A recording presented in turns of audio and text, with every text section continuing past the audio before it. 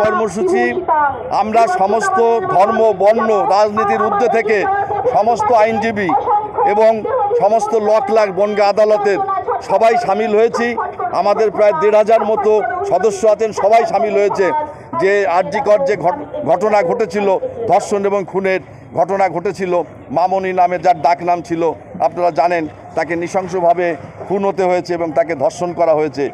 তারই প্রতিবাদে আমরা আজকে পথে নেমেছি এবং আমরা চাই যে অবিলম্বে দ্রুত শাস্তি হোক। বাংলার মুখ্যমন্ত্রী যেখানে বলেছেন যে দোষীদের কাউকে ছাড়া হবে না, এবং রাজ্য সরকারের পক্ষ থেকেও ঘোষণা আমরা করেছিলাম যে অবিলম্বে সিবিআই তদন্ত দেওয়া হবে, সেইটা আমরা কলকাতা হাইকোর্টের পেয়েছি।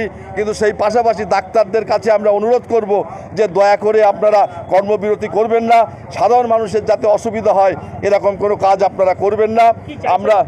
আমরা দৃষ্টান্তমূলক যারা কালপ্রিটস